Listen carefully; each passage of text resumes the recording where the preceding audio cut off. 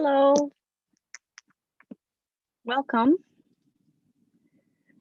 I'm Allison with Source Booksellers, and we're beginning our Black to the Future book talk. Thank you for coming on in. This will also be available on YouTube, and the Tuxedo Project and Source Booksellers welcomes everyone.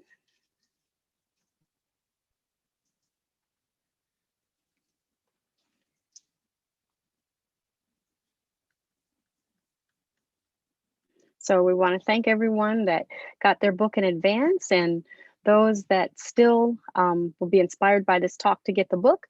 They're available on Source Booksellers online and in store.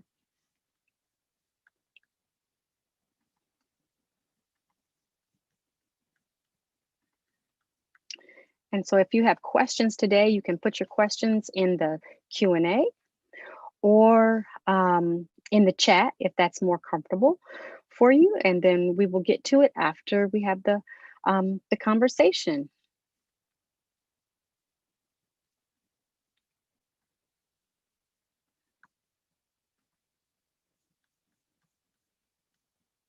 Okay, without any further ado, we're gonna bring on Calvin.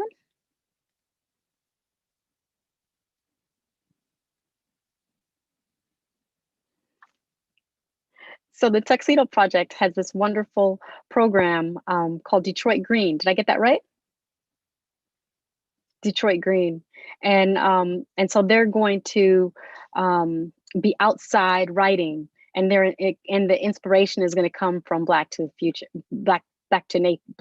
Nature book. And so we're super excited. We're celebrating the release of the book, which has come out recently, not just right now, but we're still in a celebratory mode for it. And this is the perfect season too for spring. So tell us more, Calvin. Thank you, Allison. So we'll be spending some time Saturday and Sunday, both writing outside together. It's supposed to be really nice out here in Detroit. And also kind of gathering to do some workshopping and reading and discussion of nature and environmental writing by writers of color. It's an opportunity for folks who want to spend some time kind of exploring nature and environmental writing, as well as to kind of gather in the community with other folks to share their work and to kind of think about like, what does it mean to reflect that relationship to the natural environment. If folks are still interested in registering, they could do so through the Tuxedo Project, and we'll be happy to have you. Thank you.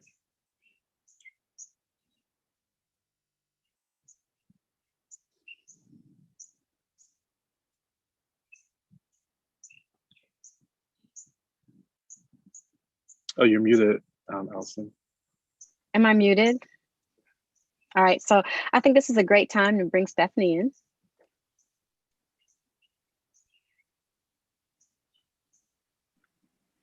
And so we're inside today because I was unable to work with the wind outside and do all of the technical things.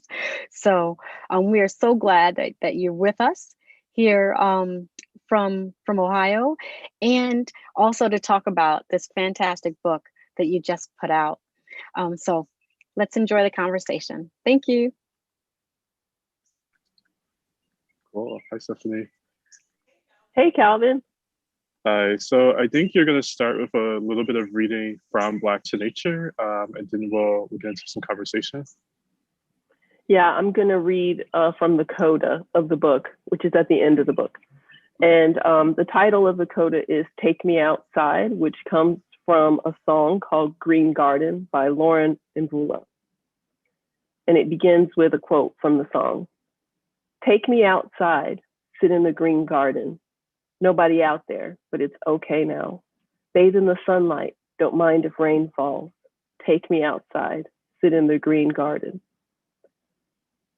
In the music video for Lauren Mvula's song Green Garden, we see Mvula with a group of women and then men in an urban setting dancing and playing drums.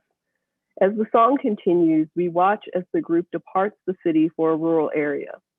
Their white, light-colored clothing is reminiscent of the tableau of Daughters of the Dust in Lemonade, which I discussed in chapter 1, and signals deeper symbolic work around Blackness in nature.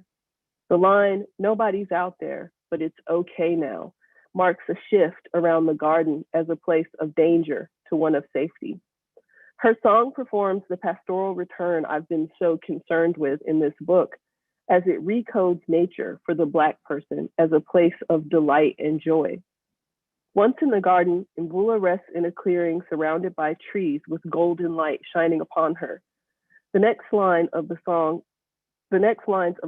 are, "I'll go wherever you go, wherever you take me, I'll go."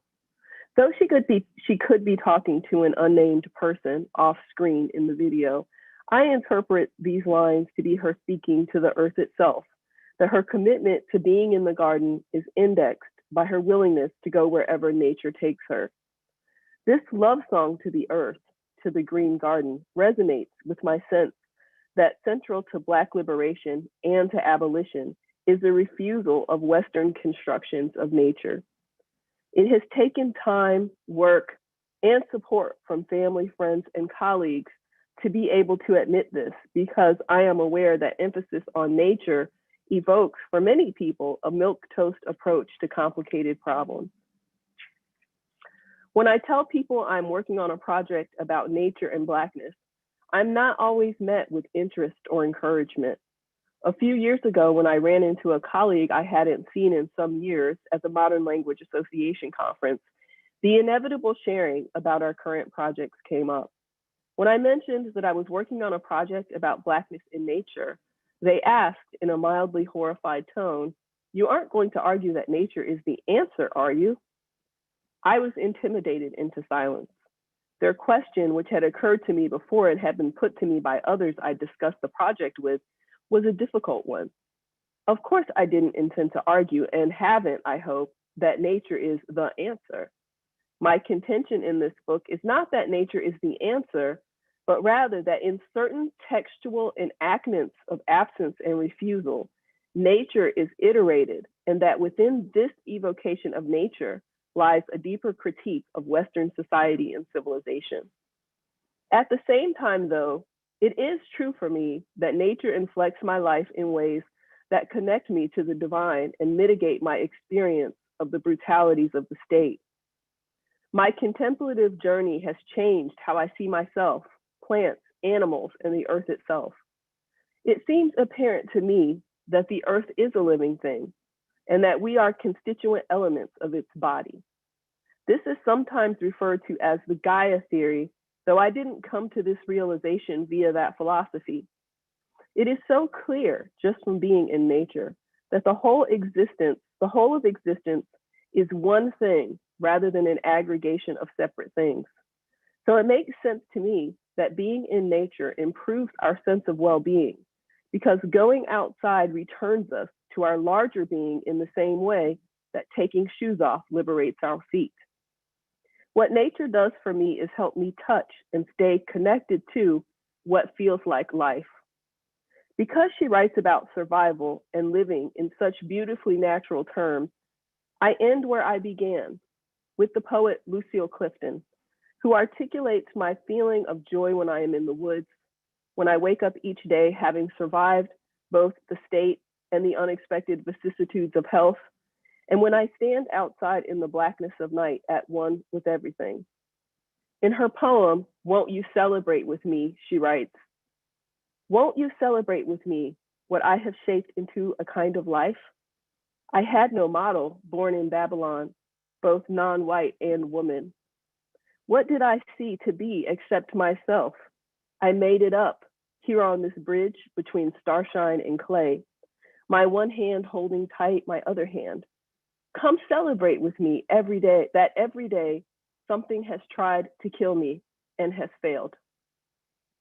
Perhaps there is a time, a moment yet to come, when we, as former captives of civilization, newly at one with the natural world, will look back upon the state, which exerted itself to death in attempts to keep us from life, and marvel that it did not succeed. Thank you. Thank you, Stephanie.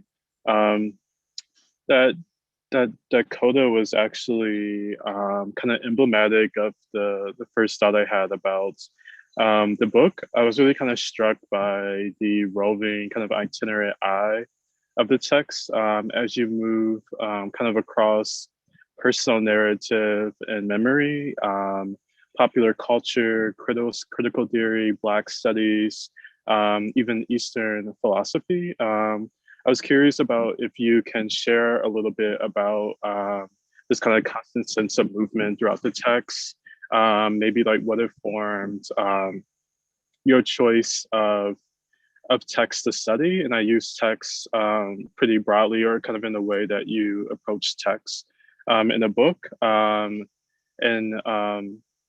Yeah, if we could kind of start there, just the way the text moves across so many different types of representations and mediums.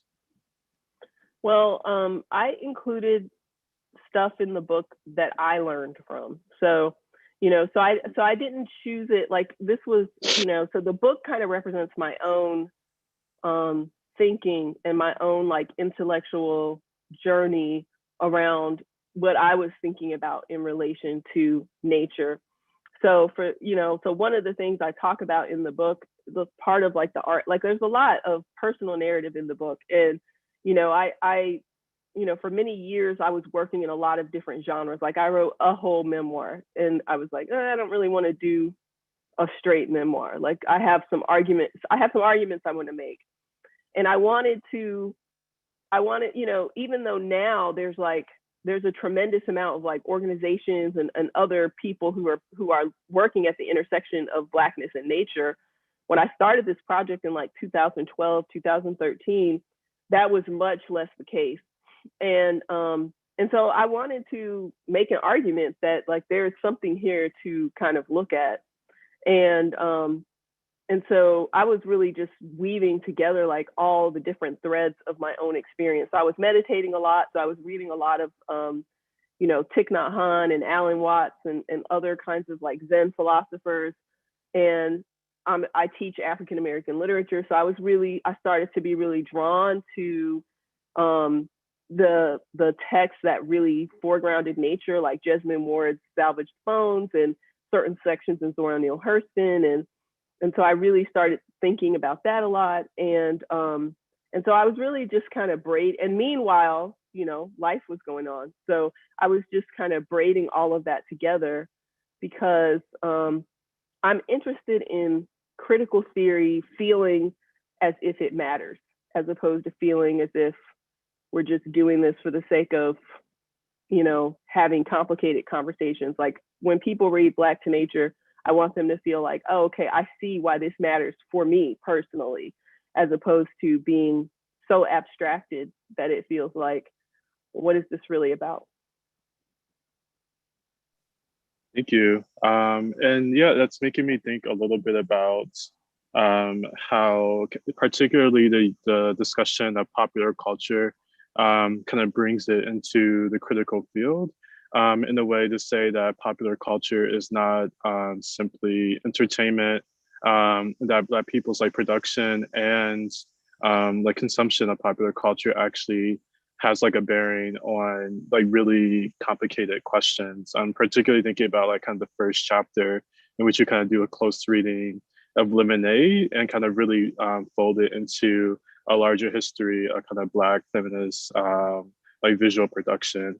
I don't know if you want to expand a little bit more, particularly on the use of popular culture, or like why is it important for you to kind of bring in these kind of texts that might not come up right in a theory class, for example?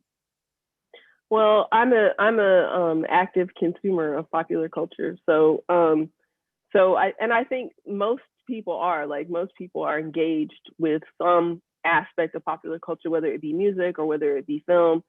And I'm a film and visual culture scholar. That's part of my formal training. And so, so every text that I come in contact with, much to the dismay of people who go to movies with me, is something that I end up feeling like, I could analyze. And some texts are just more generative and offer more for analysis, and Lemonade is definitely one of those texts. And, I was really blown away when I saw the visual album, because it really, I think, staged a conversation around, nature, Black women, police brutality, anti-Blackness in the society, and all the different ways in which it arises.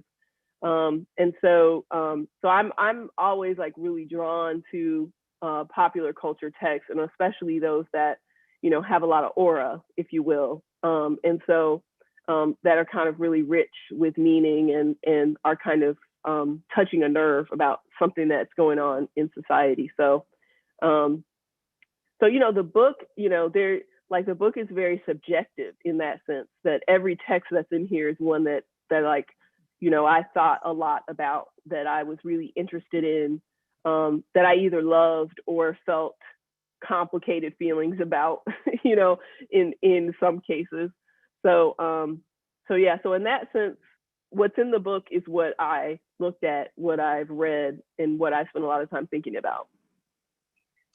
Thank you. I'm also, in terms of that last point too, about you had complicated thoughts about some texts, in particular thinking about like the reading of Beasts of the Southern Wild, in a way that you kind of elucidate the distinction between the critical response, but then also the kind of like Black feminist response that was a bit troubled by some of the like connections that were being drawn about wildness and nature in that film, despite kind of the kind of aesthetical reading that a lot of folks were really comfortable with. And also what I didn't know about like kind of the originary aspects of the text, kind of being written by a white woman about her experiences, and then being transposed into something that's represented by a Black girl.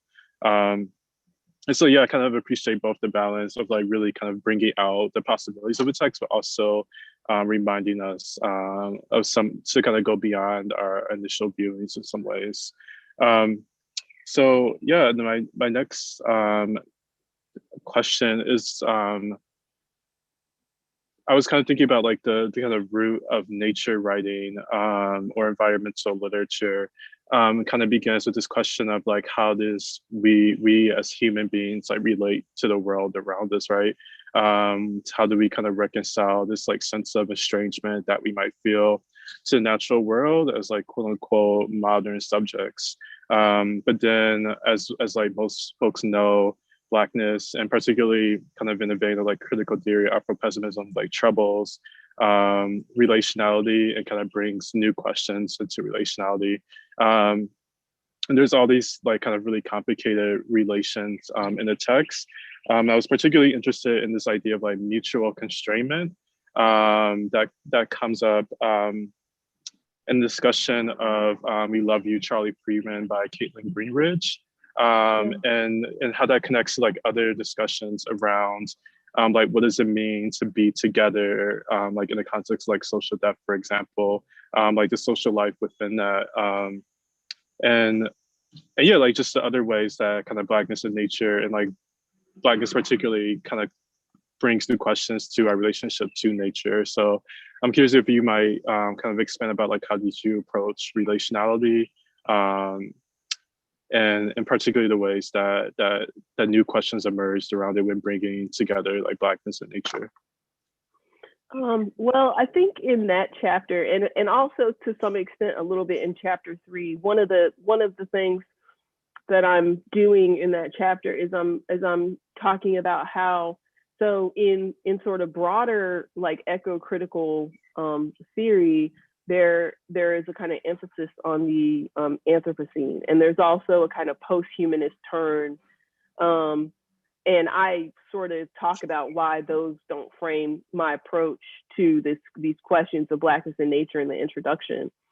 but one of the things about relationality that I think is evident in We Love You, Charlie Freeman, is like that the chimpanzees at the Tony B Institute represent a kind of mutual captivity with humans. And so there's a mutuality that occurs between the ways in which social death operates around Blackness through an Afro-pessimist framework, and how nature is also constructed as socially dead in a Western framework. And so I'm kind of like interrogating that relationship in order to show that a lot of these texts sort of, so when we think about like, climate change and environmental degradation and so on, I just did an interview with J.T. Rohn, who is working on Black ecologies, and he phrased it this way. He said, climate change is actually just a euphemism for like slavery, colonialism, and all kinds of other violations of that sort. And one of the ways I've talked about that is that basically climate change and environmental degradation cannot really be disembarkated from slavery, colonialism, and anti-Blackness. So I think that these texts implicitly suggest that. And so really, like when we're talking about climate change, if you're not really talking about liberation of Black folks, then it can't happen, because there's a way in which the entire kind of regime under which anti-Blackness is part of that, but also part of that is like racial capitalism and a bunch of other things that sort of, that structure the way the society operates in relation to Blackness, but also structures the way it operates in relation to the environment itself. And so, so what I'm doing with Afro-pessimism is I'm sort of suggesting, which Afro-pessimism puts forward this idea of abolition, that, abolition is the thing that will liberate us from anti-Blackness. And abolition is essentially the fall of this society. And so what I say is that these texts, when they signal nature, are always signaling abolition, that nature is just a kind of metonym or stand-in for abolition, basically. Like, it's not just about like, oh, look at this beautiful mountain or look at this beautiful waterfall. Not to say that those things don't happen or people don't feel that way. Of course, everybody, upon seeing beautiful something in nature, feels something. But what's happening critically, I argue, is that when nature is evoked, abolition is evoked in the context of Blackness. So that's kind of how, all of those things are coming together. Yes, thank you so much. That brings to mind just two ideas. One is I was kind of brought back to like how Christina Sharp in The Wake talks about the weather. And the weather for me is like connected to the climate, but she kind of connects the weather to like anti-Blackness. And there's in some ways, if the climate is like our current conditions, right, of like kind of ongoing like violence in like various forms, and perhaps we do welcome a change in that climate in some ways. And like this, and I'm thinking partially too about folks who like portray kind of the end of the world or kind of like a return to something more natural in negative terms is partially kind of like wanting to hold on to like the current regime and not so much kind of embrace like ultimately this change in climate that's inevitable through like the continuation of like practices of extraction and consumption and resource use. And so like, yeah, I'm seeing just kind of how kind of thinking about some of these concepts through kind of a Black or Afro-pessimist lens kind of reorients the way that we understand like the climate or change, or even what the end of the world might entail, not as kind of like yeah, this thing in which like it's kind of anarchical, but like something in which kind of a new beginning or precipice happens. And yeah, so I just think, yeah, the possibility of, but actually, I'm not sure if you would frame it as like a return to nature. It's actually like kind of a beginning, versus like a reversion of something prior, that can't be reclaimed. But I was curious about kind of the concluding part, in the reading of the Greenwich book. You kind of explained to us how one of the sisters decides to kind of leave and to move to an ape sanctuary in the Congo. And this is kind of possibly represented as a kind of excursion into something that might look like freedom. That can help them think about like how Congo is Africa in a way, and so but Africa isn't really kind of taken up or named in that. So I was curious, like, is that kind of part of it? And then like what happens when she gets there? I couldn't like help but think about it in like more realist terms about like conflict in the Congo, or just like what does it mean as Black Americans to go there and to find solace in a space of kind of like disruption, and kind of questions of belonging, etc. So yeah, I was just curious if you had thoughts about that as well too, or like to kind of push against like that kind of more realist reading. Well, the novel ends at that point, so we don't really know what happens with Callie in the ape sanctuary. But what I would say about the perception of that as like politically dangerous or whatever, what I would say about that is like the notion that somehow where she was in, you know, with the Tony B Institute, the notion that there wasn't political danger there is false. Like this is one of the, you know, like this is one of the dichotomies that we kind of get caught in, that's a result of essentially like Western propaganda, like that somehow, like at this point, you know, it's actually sort of startling that anyone would feel safer in the United States, that any Black person would feel safer in the United States than anywhere else in the world, right? Because you know, I mean, people are sitting on their couches, you know, watching TV, eating ice cream, and the cops coming in and just killing them. I was more accidentally. I was more thinking not that the U.S. is safer to Africa, but that the lens is that it's really no kind of outside to that kind of political danger, that it's both here and there, for example, which is I guess where most people end up with a kind of Afro-pessimist lens. But that's why I was thinking, like, this actually kind of pushes a kind of outside of that lens, that there is no outside to like anti-Blackness or political danger.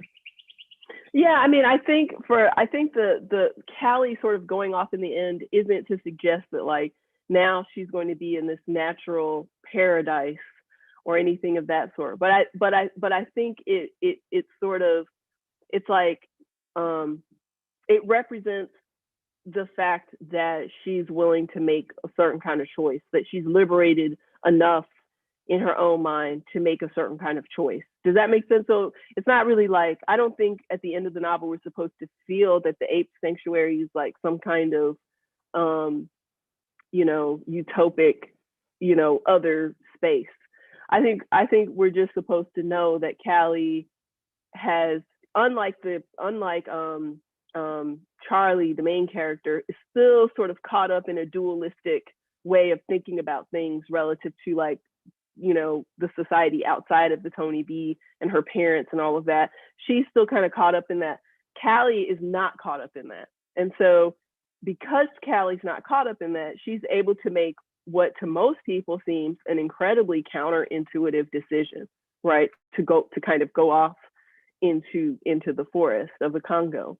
And so I think that that's really kind of more of where the liberation is, as opposed to being like a structural kind of thing. Yeah, and I think, I definitely hear and agree with that, and think there's a lot of power to in the narrative of a Black woman choosing to leave, because we have so many narratives of other folks who make that decision, and it's kind of celebrated culturally. I'm thinking like Into the Wild, for example. But we don't necessarily, we kind of have this idea that we're supposed to stick it out and work, like kind of work hard politically and laborally to kind of make it work here. And so there's a lot of power in like making the choice actually to kind of make an exit, even if that exit is kind of caught in an unknown or potential danger, right? It's kind of our choice to make. So yeah, and I think the novel, I haven't read it actually, but I think just generally too is doing like really cool continuation of a speculative text and kind of by a Black woman writer. So I have one more question prepared, and then we could kind of turn to questions from the community members.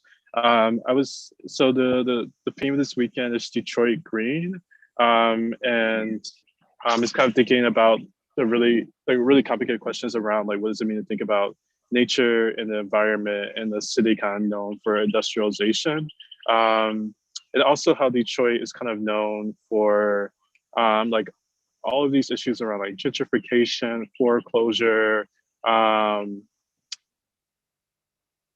of like rental exploitation, all of which can be kind of tied in a way to the lack of owning the land beneath us. But you use like one of my favorite quotes from Jared Sexton that really resonated with me when I read it in graduate school about kind of like moving into landlessness and moving away from this idea that the land is something that we need to claim or to own.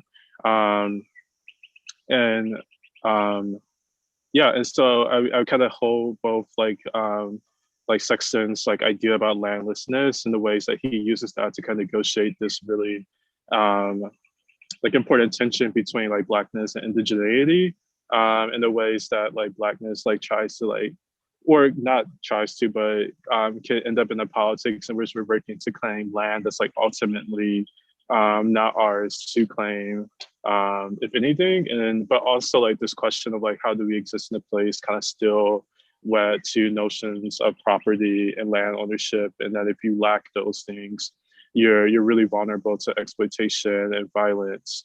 And so like I'm curious like if you kind of have moved through these two kind of poles and maybe like how we might navigate that politically. Well, unfortunately, participation in the regime of property is compulsory. So, you know, so as much as, you know, like in an absolute sense, like ownership is not a real thing. It's a socially constructed thing that's sort of held up by a political structure. We don't have a choice but to participate in it right now. And this is the other reason why abolition, you know, is the goal of Black studies, or as Sexton says, it's the dream of Black studies is abolition. And abolition would mean nobody owns anything. It would mean that our relationship to our presence on this planet would be radically transformed, in the ways in which we would have to negotiate our human relationships in relation to our location would change. Like all those relations and arrangements would change. And so, I mean, you know, property and this whole notion of property is an incredibly vexed one, as I show and as I argue in the book. You know, in the context of, say, like Black Lives Matter as a movement, looking to kind of abolish the police or defund the police or weaken the police is not really possible in a regime of property, because the police exist to protect property, whether that property be actual property or the property of whiteness. But so as long as we have property and we're wed to that idea of property, we're kind of like in a contradictory relation to our desire to abolish the police. So if you want to get rid of the police, you also have to get rid of the regime of property, because they kind of like go together. And I think it also sort of, but I can see, I mean, and Sexton talks about this a lot in The Veil of Slavery and in much more complicated ways than I do, but I can see how the Afro-pessimist notion of abolition would be problematic for some First Nations people who might not like that. But I think that these questions of sovereignty and whatnot, the presence of anti-Blackness in our society and what it can teach us about what freedom really is becomes an incredibly important kind of thing. And so, abolition would mean the end of property for everybody. It would mean that all of those constructions of who was here first, who owns what, who has a right to what, and various kinds of notions of sovereignty would be eliminated. But that's a good thing. Yeah, I think, and I work with young people and like have participated in some conversations with them around abolition, and like I think we kind of continually have to remind ourselves that abolition is not necessarily something that arrives fully formed. It's a process through which like various changes happen in the ways in which we live, the society we live in, and then we kind of eventually get to a place that looks totally different from the place we started from, and I kind of hold on to that as well too. And I'm also kind of thinking about Toni Morrison's A Mercy, in which she kind of brings together Blackness and indigeneity and the kind of entanglements that are presented in our kind of being here in this after settler colonialism, this after enslavement, how there's really kind of no going back into a place in which we don't kind of exist entangled together. And so what kind of is left for us is to kind of work through that entanglement, and to kind of find something that's new and kind of goes beyond and doesn't kind of, like as you note in the book, doesn't kind of reify or reiterate kind of the Western like settler colonial notion of land ownership that got us here in the first place in a way. So yeah, thank you so much for that. I have some questions from the community members that I'll offer to you. Sorry, I'm gonna like just move this over a little bit. Okay, so I think one nice one might be to start to kind of return us to the text is what were your favorite chapters to write, or favorite story to tell in the collection, and why? I think my favorite chapter is chapter 3, which is The Flesh of the Earth, is the title of the chapter. And it's my favorite chapter because it's the most Zen chapter in the book. So I do this kind of parallelism between landlessness and selflessness. And so I'm kind of extending Sexton's formulation, nothing for no one, like to its like Zen kind of conclusion. And I end up sort of talking about the Zen concept of like the life of homelessness as a metaphor, as a way of thinking about like not having property, of sort of, instead of making like this, and sort of making it seem as if like somehow that the abolition of property means like, is some kind of nihilistic negative kind of thing. Instead, sort of saying, actually, there's like, well, first of all, there is a precedent for it. Like there's a precedent for it in Zen, and that, like to actually give up property and the regime of property would not only kind of rearrange our political and like social structures, it would actually rearrange the like architecture of our ontology. So it would mean that the whole way in which we thought of what it meant to be human would be rearranged. And so that, I think for that reason, chapter 3 is my favorite chapter that I enjoyed writing the most. Although it was also like the hardest chapter to write in a weird kind of way. So.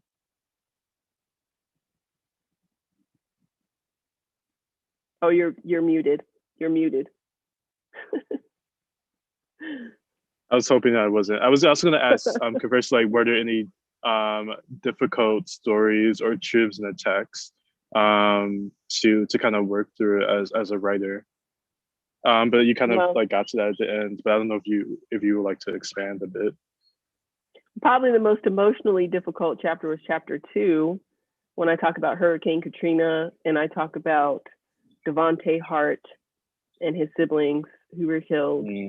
I think that's a hard chapter for people to read too, right? Because you know, it kind of, there are some implications to some of the theory that aren't often baldly stated. And I think I'm very blunt about them in that sort of chapter. And so emotionally, I think it was the hardest chapter to write, because it was like I was writing that like really right around the time that the Hart children were murdered. And so that was hard. And just thinking about like Katrina and watching the documentaries about Katrina and seeing the footage of people dying, like all of that was very emotionally difficult. And I think, I was like angry, perhaps a little, like there was a texture, a sensation of like anger and sorrow too, because it was like, senseless death.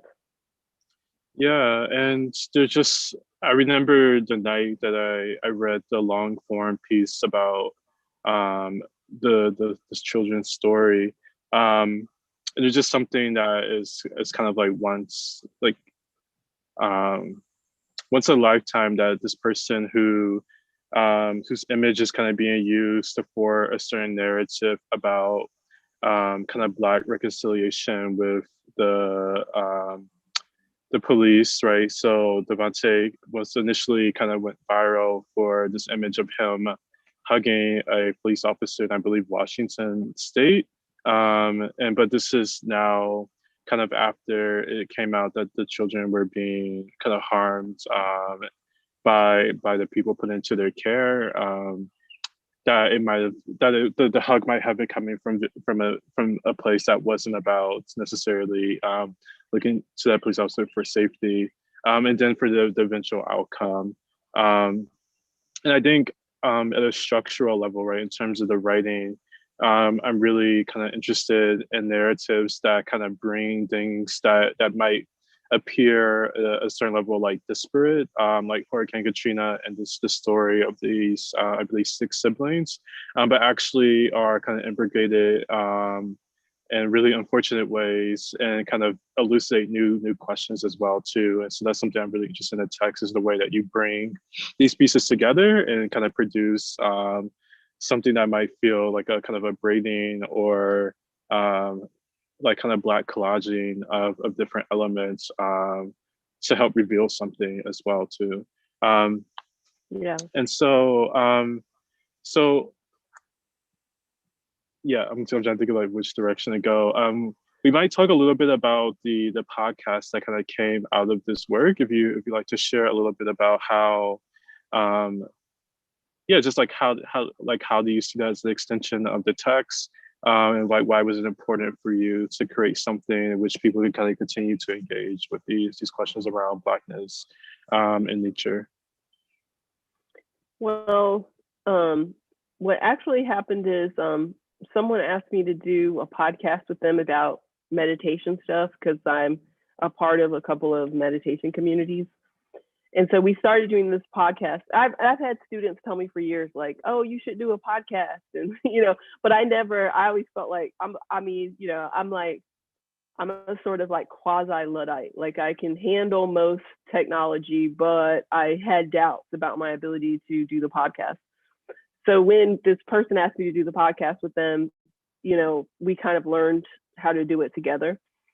But then that podcast didn't really work out, but I still wanted to do a podcast. And I thought, oh, I'll do a Black to Nature podcast just to kind of support and promote the book and kind of get the word out. And it turned out that I like really liked it, like as a genre, that I really enjoyed it, because it allows me to do a lot of what I did in the book that it took a really long time for me to figure out how to do in writing, which is like exactly what you're talking about, kind of blending together these different sort of modalities in a smooth way that feels good to the reader. that felt a lot more natural to me in the rhetorical form of the podcast.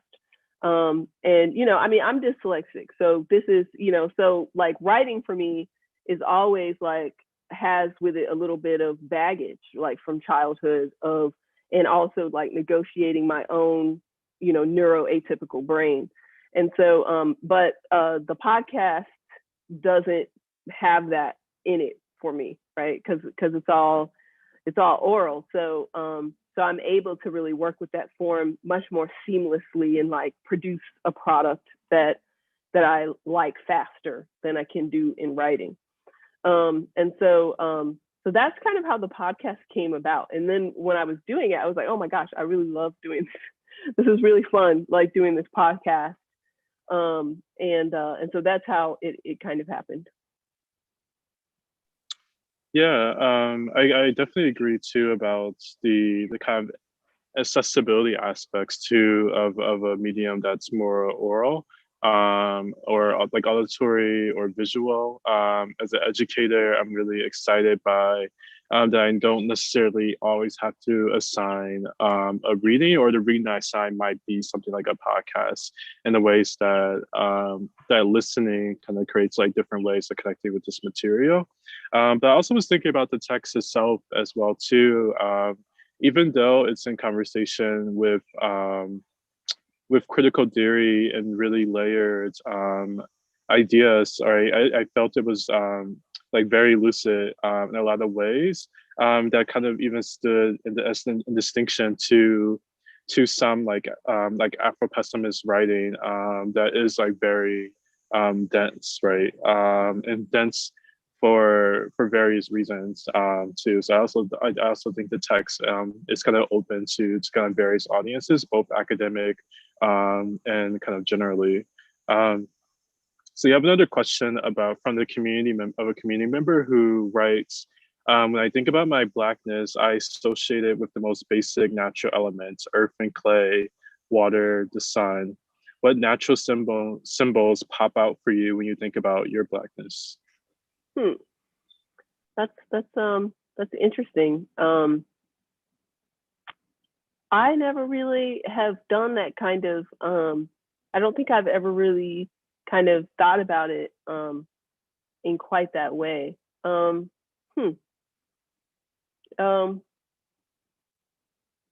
I mean, I think that, you know, every iteration of like nature is, you know, what it needs to be. if that sort of makes any sense. And you know, everything that we haven't created, although arguably some people might say, well, we're nature, so whatever we create is also nature. But you know, but whatever we don't create is also kind of nature. So I associate like kind of almost everything with nature, if that makes any sense. What I would say is kind of like when I think about Blackness and sort of nature together, what I think about when I'm in nature is that like I don't have to, especially like, and I write about this a little bit in the book and elsewhere, like when I'm backpacking, when I'm like really in the backcountry and I'm not going to see anybody, like I'm really, really deep in the woods. What I experience is like none of the disciplinary structures of society around my Blackness. So it's like moving through society as a Black person, you know, if I go to, you know, if you go to certain places, you know, just like in your hiking clothes, like people will assume you're homeless, for example, simply because you're Black. And like what I experience when I'm in nature is like just a complete release of all those fetters, of all those shackles, because I can just be myself. I can completely be myself without explanation, without needing to worry what anybody else thinks or what wrong ideas they might have or anything of that sort. I don't have to think about any of that. Like I don't have to negotiate anybody else's projections. And so I think it's so interesting that like, you know, when like Black folks, when we don't have chemicals in our hair, we refer to that as a natural, like having natural hair. So like, to me, you know, that really speaks to like what the, you know, the sort of capaciousness of these natural spaces, what it can allow for those of us who are read in the world as Black. It can really allow us to just be completely and absolutely kind of who we are. Right. Yeah, I think a lot of that resonates for me as well too. I think a lot about sometimes the tension I experience in that perception of me in terms of like, am I kind of worried that someone might not perceive like my education background or like some of the work I've done in my life because they might assume like, oh, if he has his hair a certain way or is dressed a certain way, this is what I'm assuming about like his background. But I think once I kind of like let go of any desire to be perceived in a certain way and just kind of welcome perception and misperception, it really just allowed me to like, feel comfortable like being who I am and like kind of comfortable in knowing like who I am internally as well too. And just kind of the way that engaging with nature kind of allows for that kind of lessening of a worry about a perception that kind of Blackness is subject to, which I understand, right? Because that perception is often tied to like potential violence, right? If you're misperceived in some ways. And so thank you for that. And yeah, I'm also just thinking just kind of really back to property in a sense too, like kind of retouching, or I don't want to say like reclaiming, kind of like the connection between Blackness and property in the ways that like being natural or caring about the environment has in a way kind of been taken by certain folks, and kind of away from other folks, and there's kind of a sense of like Blackness is always already kind of tied to the environment, are always already natural, and how this like just kind of been seen as like the property of someone else. I remember like teaching nature writing like 2019, and we talked a bit about like this counterintuitive sense about national parks, and that there's supposed to be like totally kept away, but actually like some engagement by folks who have an awareness of the environment is actually better for those environments versus like kind of completely keeping folks away and saying like this is kind of this bounded property basically of the state. And so just like really working against like those notions that to have nature as property is to kind of keep humans away from it or kind of prevent humans from connecting to it. So I have another question about like you're thinking about environmental issues and social change. Like how has it changed over the years? This is coming from a community member. So the question is, how is my thinking about social change in the environment like evolved over time? Yeah, exactly. You know, I mean, I think that like many people, like I would say, you know, before I started doing this work, you know, I had a kind of like pop environmentalism, I would call it. Like, so many people think if you like recycle, or maybe if you drive like an electric car and things like that, that's gonna help the environment. When actually, when you kind of start to dig into those things, you can see that it doesn't really help the environment that much. It shifts the problem, right? So if everybody had an electric car, there would be fewer carbon emissions, but there would be more extraction of heavy metals and, you know, like child slavery and whatnot in Central Africa and anywhere else that we could find those heavy metals that we need for all of our computers and whatnot and batteries. So it would, you know, so like the Green New Deal and the Green Revolution and all of that is really not as radical as people think it is. And so our environmental problems are much more complex than simply changing a few consumptive habits of individuals. And also like 70% of our environmental problem is caused by corporations, not by people. And so the other way my thinking has evolved is like, instead of putting the burden on individual people, which isn't to say everyone should like go out and like get a Hummer and, you know, just start throwing your trash on the sidewalk. I'm not suggesting that. But it is to say that like the responsibility for, you know, transforming our environmental situation isn't on the individual, it's on a broader structure. But having said that, the other way my thought about it evolved is that the primary problem is consumption. That's the primary problem. So like on an individual level, the thing that has really changed about my thinking is like, how do I consume? So like, I don't buy any new clothes, very few new clothes. Now I buy all my clothes through thrift and resale because, you know, that's the most ecological way, because fast fashion is a really horrible thing for the planet. So, you know, so there are little things I do like that in order to decrease my consumption.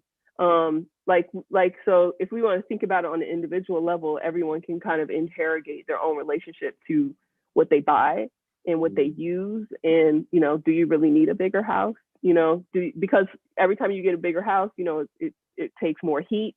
Like the average American household has increased by some 100-fold, whatever, since 1973. But families are getting smaller, but houses are getting bigger. Like, you know, these are all questions that I think about now that, you know, probably 10 or 15 years ago didn't really occur to me, because I was, like I said, I was more of like a pop environmentalist. And so yeah, I would say that's been the kind of major shift in that. Doing this work, I've read about a lot of things, and many of the myths we have about what we can do, you know, to respond to climate change, you know, have been, you know, I've become aware of them.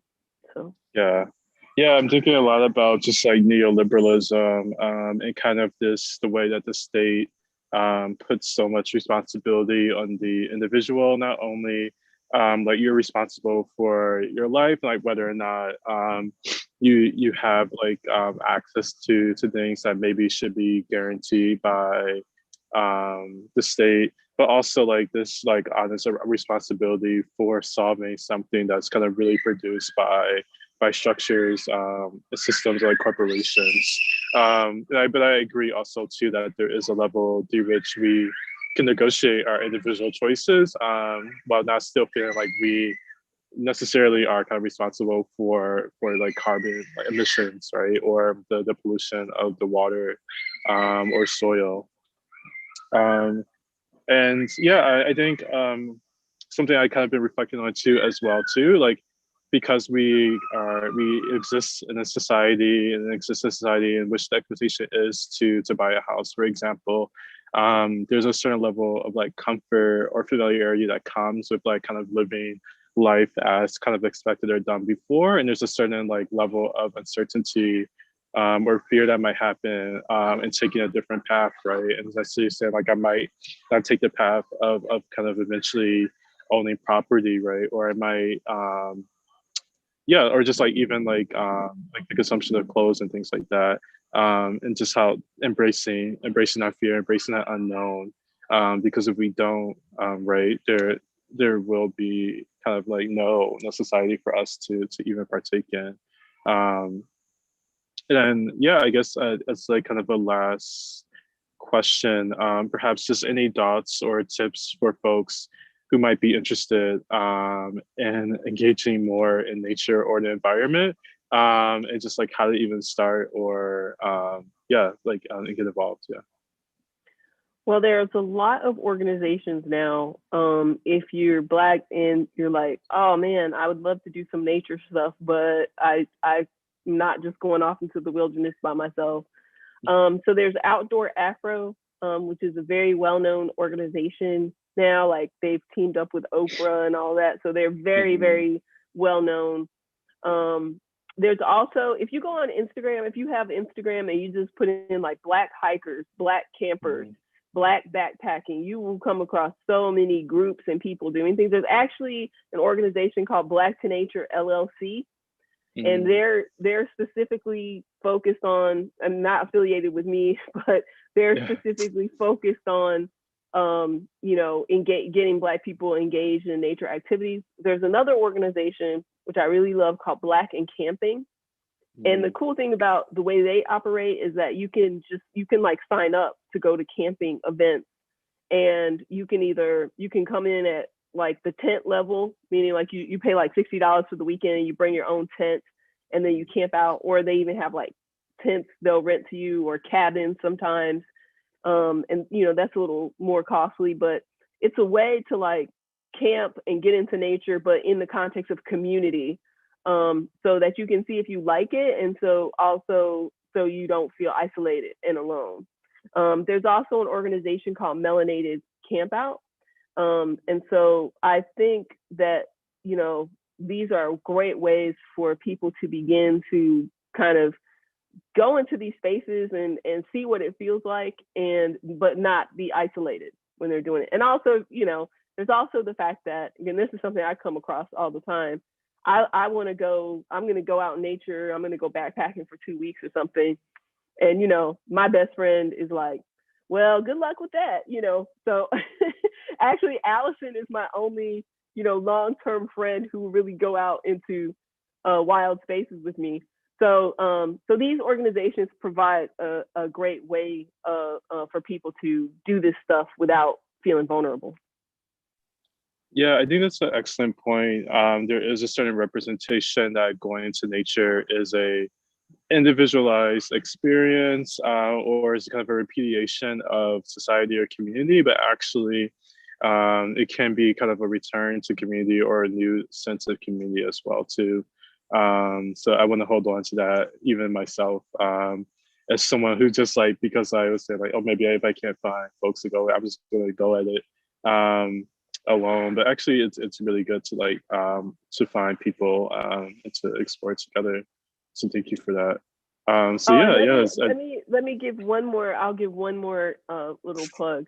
I would also suggest that people go to Sapelo Island. So Sapelo Island is one of the sea islands, but it's one of the ones that hasn't been taken over by resorts. And the cool thing about it is like you can go to the beach and it's like almost completely deserted. There's not a lot of people living there anymore. I mean, there's a few families that still live there, but it's generally, it's just not a crowded place at all.